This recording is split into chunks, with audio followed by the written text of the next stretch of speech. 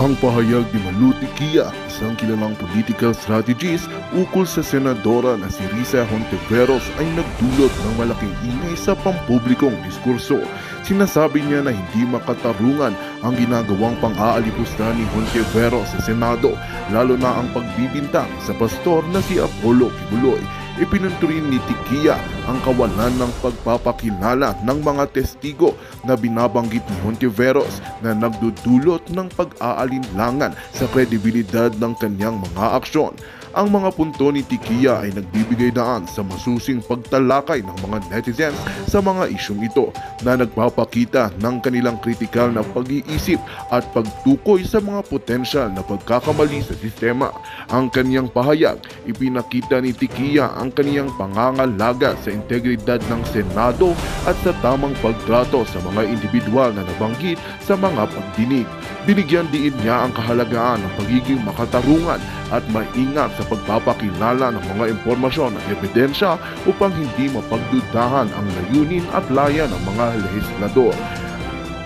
Ang pagpuna niya sa mga pagkakamali at pagkukulang ng mga opisyal na nasa posisyon ng kapangyarihan ay naglalayon na magkaroon ng mas maayos at responsable na pamamahala sa bansa at nagbibigay inspirasyon sa mga mamamayan na maging mapanuri at aktibo sa pampulitikang proseso. Walis ang itong katunayan na dapat nating pagkatutukan, ngunit bago ang lahat siguraduhin mag-subscribe at i-hit ng notification bell para sa patuloy na pagtutok sa mga sulyap ng bagong balita sa tunay na boses ng masa.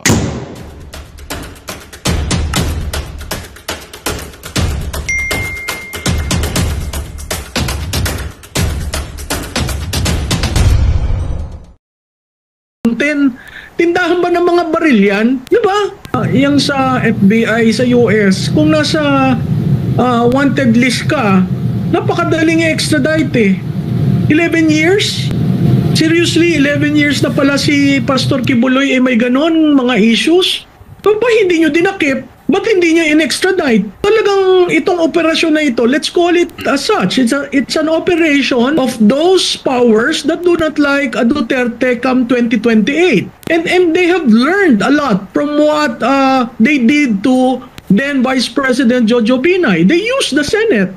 Yes, tama po yan, no, mga kaibigan. Ayan po si Miss Maluti Kia, ang isa sa mga idol natin. Pinakamagaling na political strategist. Ayan po, meron po siyang pahayag guys, patungkol po ito sa Glory Mountain. O nga naman, ano akala niyo sa Glory Mountain? Bintahan ng mga armas? Bilihan ng mga armas? Bilihan ng mga baril? Ikaw talaga, Risa. Sos. Ayusin mo naman yung mga testigo mo.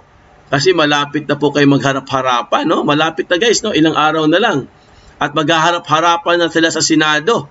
Etong si Risa at etong mga testigo. Sana po, no? Sana lahat ng testigo ni Pastor ay dumalo po sa Senado para magkaalaman na. At hubaran yung mga testigo na nakuha ni Risa na nakatakip ang mga mukha at ayaw magbigay ng mga totoong pangalan, puro lang mga alias, ay dapat po hubaran yun para lahat sila ay makilala at harap-harapan talaga sila guys, no? Eye to eye. Aalamin po natin yan sa susunod po na mga araw guys, no? Abangan natin yan. Pero meron po tayong breaking news mga kaibigan, no? Siyempre nagpahayag muli at nagpahayag muli itong si Miss Maluti Kia na patungkol po ito sa speech ni Tatay Digong guys. Napakaganda ng kanyang reaction dito mga kaibigan, no? Alamin po natin mamaya yan. Dahil alam naman natin guys na yung speech po ni Tatay Digong, marami po nagsasabi na nag-iba daw ang tono. Di ba? May nagsasabing ganun eh. Nag-iba daw ang tono, mukhang naduwag daw si Digong. Mamaya po alamin natin yan kay Miss Malu kung ano ba talaga ang kanyang masasabi dyan. At meron pa tayong isang breaking news mga kaibigan, no? Grabe. Ito pong Facebook page na post ni Vice President Sara Duterte mga kaibigan, patungkol po ito sa EDSA Revolution, yung celebration no nakarang araw, sa Sunday. Tinake down po ng Facebook mga kaibigan. Ginorgor po ni Lisa Smugs Grabe talaga. Pati ba naman yung post? Post lang yun mga kaibigan ha. Post lang yun. Pero ginurgor po ni Ahas. Grabe kayo. Ano bang sinabi niya doon? Sa post na yun? Ay gusto lang naman niya mag-celebrate. Di ba? Pero bakit ginurgor ni Ahas mga kaibigan? Yung post na yun. Alamin po natin mamaya guys, no? At itong si Risa, nako, ito na sinasabi ko sa inyo guys. Yung PhilHealth po, ha? Yung PhilHealth na fiasco ni Risa mga kaibigan. Kinalkal po yan ng ating idol na si Mr. J. Sonsa. Alamin po natin mamaya yan, pero bagong lahat, kung bago pa lang kayo sa aming channel, mag-subscribe na po tayo mga kaibigan, huwag niyong kalimutan mag-comment, like at pakita notification bell para updated kayo sa aming mga bagong videos. ADF 2.0 po ang aming FB page. Follow, like, and share ng mga videos. Ayan, live na naman tayo mga kaibigan. Happy Tuesday po sa ating lahat. Kumusta na po kayo guys?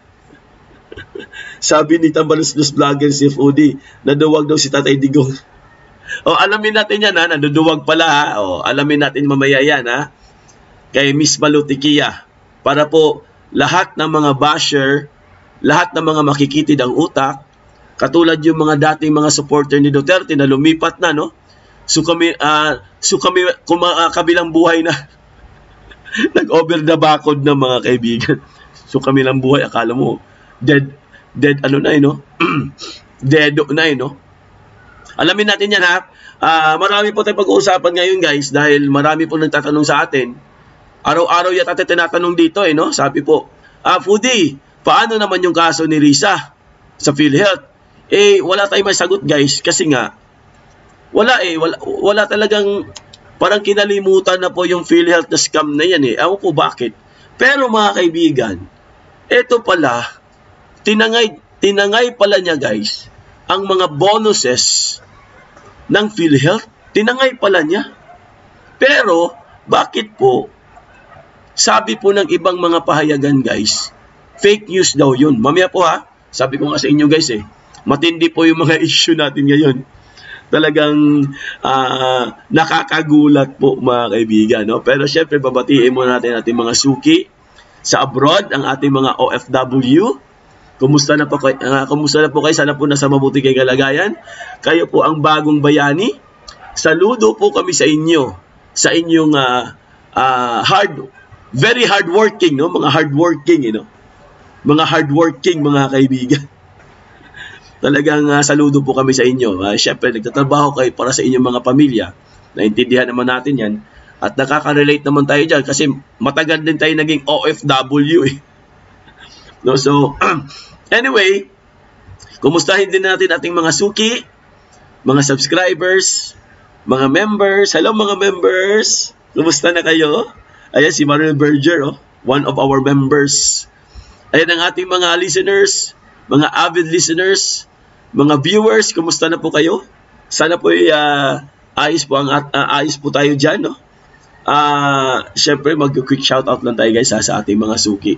Mabilisan lang naman to Ayan po si Alfonso Horado Jr., Virginia Gregorio, si Victoria Galvez, si Gloria Hoffman, Zenaida Forte, Lynn Cordinera, Naomi Paloma, Felma Sakini, ayan si Arnold Piana, Jenny Jarumay, Biote Galban, si Cher, si Marisa Kima, si Lailani Garcia, Rowena Saladino Lim, ayan, Danilo Enriquez, Marisa, sino ba yun? Si Cat Lover andito. Hello Cat Lover, kumusta ka na dyan? Elena Calapis, good afternoon everyone. Stay positive. God is with us, for He listen for what we want. Ayan. Andito din si Leilani, si Joy Barboza, si Corazon Austero, Marily Enero, Delia Abainza, sino pa? At marami pang iba. Ayan, si Marilu Berger, ang ating one of the members. Si Danny Ancheta, ayan. Dami. Jose De Matera, ayan po. So mamaya guys, babasahin po natin yung mga comments nyo at mga tanong nyo. Sa bandang dulo na po guys Kaya kailangan nyo magtanong at mag-comment para tuloy-tuloy po yung discussions natin mga kaibigan. Okay? Eto na nga ang ating mga issue. Unahin na agad natin to guys kay Vice President Sara Duterte. Bakit po ginurgor ang Facebook page post ng ating mahal na Vice President? Ito po, pakita ko lang sa inyo guys ang update. Ayan po, basahin nyo sa screen nyo guys. Nakakagulat po mga kaibigan. Pati ba naman si Vice President pinag-iinitan po? Ginurgor po ang kanyang Facebook page post patungkol po sa EDSA celebration. Bakit kaya? Anong nangyari? Grabe ka talaga, Lisa Smugs. Ahas. Talagang inaahas po talaga siya mga kaibigan. Ibang klase po. Bakit kaya ginurgor? Ano bang nasabi niya doon? Wala naman siyang sinabing masama doon. Di ba? Gusto lang naman niyang mag-celebrate. Pero bakit po ginurgor ng Facebook page or Facebook or si Meta, no? Bakit po ginurgor na Meta ang kanyang pahayag mga kaibigan? Ano kayang nangyari? No, ito po ha. Basahin lang natin dito guys sa isang pahayagan. OBP post takes down Duterte's EDSA message. Ayan ha, EDSA message ha. Imagine niyo guys, EDSA message ng Vice President ginurgor. Imagine niyo, message yun. Hindi naman joke-joke yun. Hindi naman kalokohan yun. Hindi naman kalokohan na post yun. Legit na post yun. Pero bakit ginurgor po ng Meta? Ang sabi dito, a statement from Vice President and Education Secretary Sara Duterte on the 38th anniversary of the first EDSA People Power Revolution was taken down from her official Facebook page after it was posted on Sunday. Kasi pinost yan Sunday di ba? Kasi nung Sunday busy tayo As of Monday afternoon, the Office of the Vice President or the OVP has yet to respond to queries for the reporters for an explanation on why Duterte's message could no longer be found online. Biglang nawala po ang message or ang post ni VP Sara sa kanyang Facebook page. Bigla na lang naglaho mga kaibigan. Alam nyo, ang kinakalaban nyo, Vice President yan. Bakit pati Vice President pinag-iinitan nyo? Paano pa siya makakapaghatid ng mga message or mga messages kung gurgurin nyo ng gurgurin?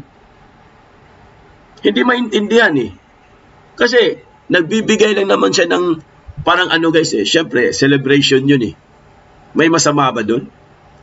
Anong masama sa sinabi niya doon?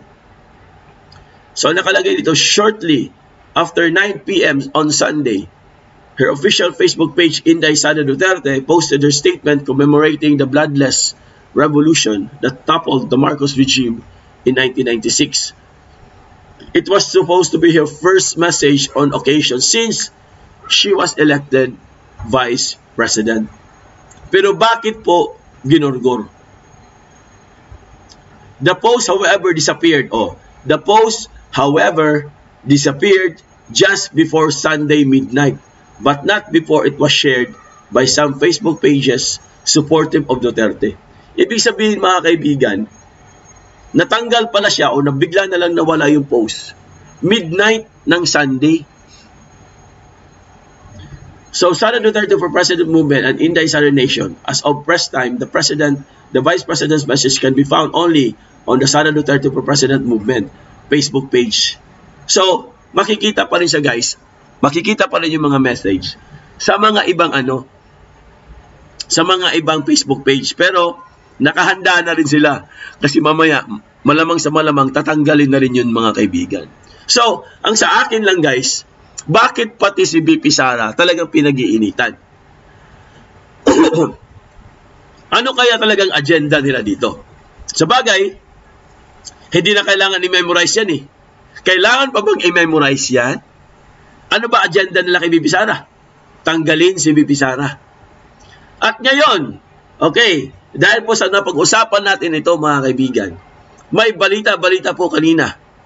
Nagpulong-pulong na daw sila guys sa Sandigan Bayan. Itong mga tinatawag na, ano bang tawag dito ni Jason sa? Nakakatawa to eh. Basahin lang natin guys, isingit lang natin to. Ayun, meeting din pag may time, sabi po ni Jay.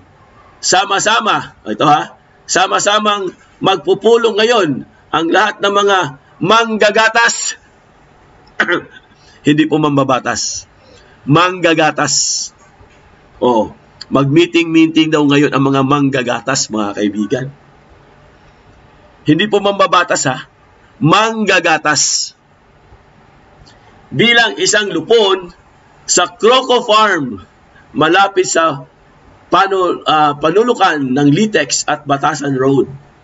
Ang sentrong usapan sa pulong ay papaano sisipain ang mga kuya at ate palabas ng pastulan ng datung para malaya nilang magawa ang gatasan at manatilis sa kanilang kwadra for life na walang haharang-harang. So nagpaplano na sila, mga kaibigan. Nasisipain nila yung mga humaharang sa kanila, sa kanilang mga budget. Kaya pa na sila nag-meeting, mga kaibigan. Ibang klase. Ito pa, last. Meron pang sinabi si Mr. J. Pakinggan nyo guys. Kanilang isa sa pinal ang ikapito ni Lisa Medusa. Lisa Medusa na pangalan niya. Na magbibigay sa kanila ng kili-kili power para itsapwera ang retokadang beauty ng biyudang Maria Imelda.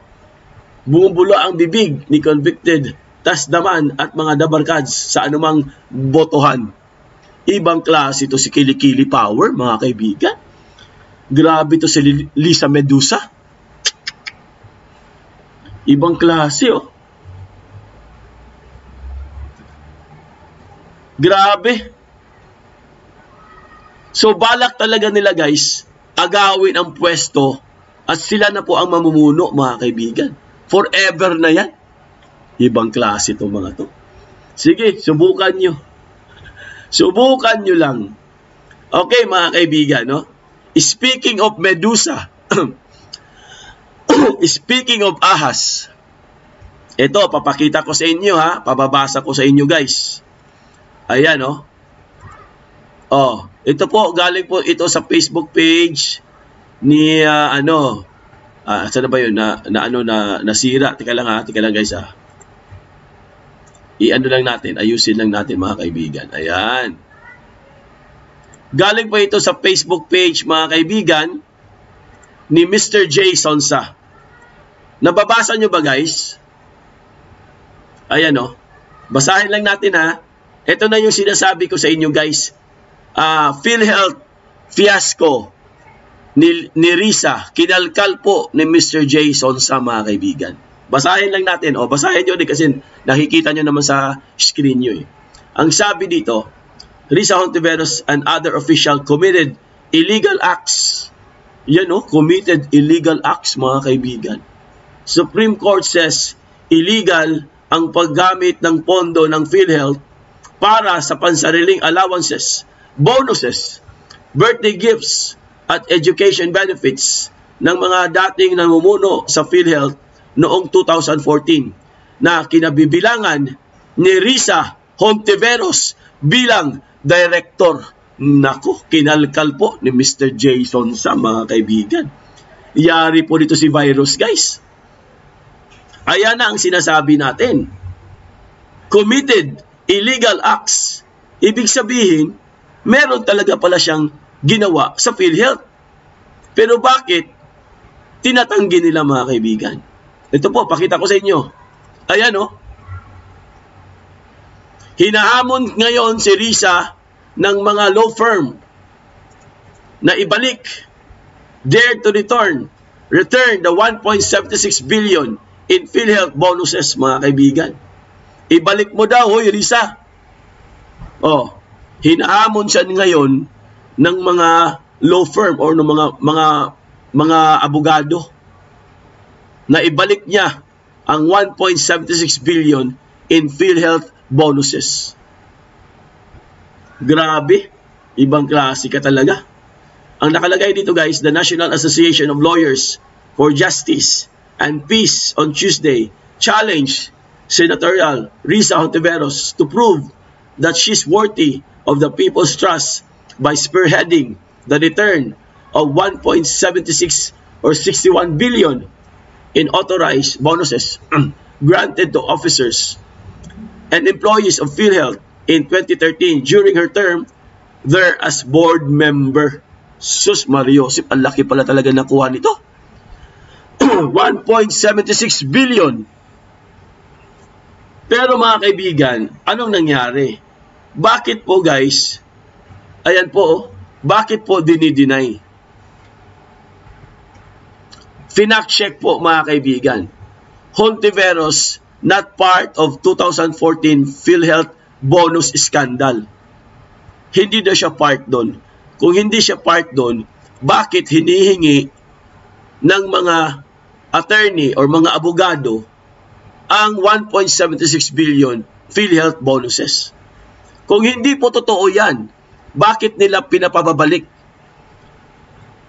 Diba? Bakit nila ni-request na ibalik mo ang pera kung hindi totoo yan? Ibig sabihin, totoo yan. Ha? Ito po, asan ba yung ano ni ano? Ayan. Teka lang guys ha. Ayan o. Galing po ito sa Facebook page ni Jason sa mga kaibigan. Basahin po natin guys.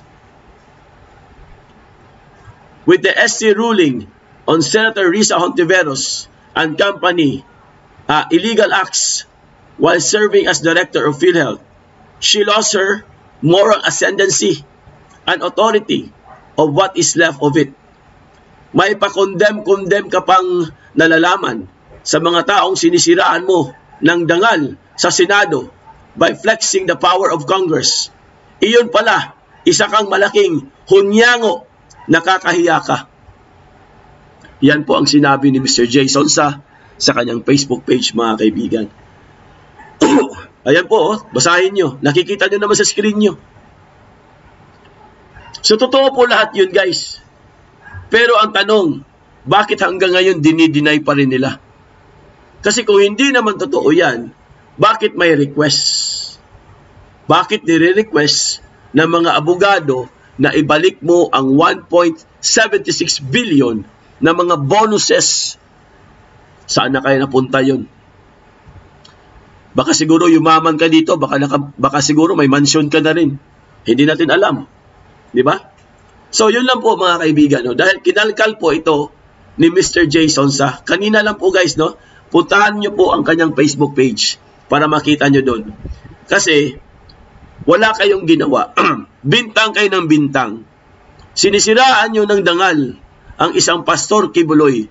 Pero kayo din pala, number 1 din pala kayong mga scammer. Kahit i-fact check nyo pa yan at sabihin nyo hindi totoo. Pero asa na ang pera? Asa na ang 7 billion, 1.76 billion? Asa na? Yun lang naman ang tanong ng bayan eh. Kung hindi talaga totoo yan at sinasabi mo, dinideny mo na hindi ka involved dyan, sino ang involved? Oh, bakit ayaw niyong kasuhan? Bakit ayaw niyong ituloy ang investigasyon? Para magkaalaman na. Kasi pera ng bayan yan. Malaki po ang nawala dyan. Kawawa naman yung mga mahihirap natin ng mga kababayan natin na dapat sila ang mag-benefit niyan, hindi kayo. Kasi kayo, may mga sahod kayo dyan. Pinapasahod kayo ng mga tao. Di ba? Oh, ang galing nila mag-akusa. Ang galing nila guys. Pero sila din pala, marami din palang baho. Ayan po guys, no? Pakinggan po natin si Miss Malutikia para lalo nating maintindihan. Oo, ginastos sa eleksyon. Tama po kayo. Tama po kayo. Parang Siyempre, ginastos sa eleksyon yan. Di ba, Elizabeth Abelgas? Ginastos sa eleksyon yan. Oo, kahit anong paninira nila sa mga Duterte pa rin kaming. Oo, Region 2. Yes, tama po kayo, Marcos Company. Campay pala, Campay. Naniniwala po tayo guys, kahit anong paninira nila, Duterte pa rin ang malakas. Katulad po ito guys, pakinggan po natin si Miss Malutikia. Ito po yung reaction niya sa kay Pastor Kibuloy at reaction din niya guys sa nangyaring rally, prayer rally sa Cebu City. Ito po si Miss Malutikia mga kaibigan. Pakinggan po natin guys. Simpleng sagot na tambalos-los na natutumba yung kalaban. Ano yung simpleng sagot ni Vice President? Bakit? Ano ba yan dyan sa mountain? Tindahan ba ng mga baril yan? Di ba? Yang sa FBI sa US, kung nasa wanted list ka, napakadaling extradite eh. 11 years? Seriously, 11 years na pala si Pastor Kibuloy may ganon mga issues? Ba hindi nyo dinakip? Ba't hindi nyo in-extradite? Talagang itong operasyon na ito, let's call it as such. It's an operation of those powers that do not like a Duterte come 2028. And they have learned a lot from what they did to then Vice President Jojo Binay. They used the Senate. Ayun no, 11 years na pala yan. 11 years na pala yung kaso ni Kibuloy. Bakit po walang kaso? Bakit hindi nyo tinuloy? 11 years na mga kaibigan. Pero bakit ngayon lang lumitaw? Bakit kinalkal nyo ngayon? Dahil gusto nyong siraan ang mga Duterte. Kasi connected lahat yan eh.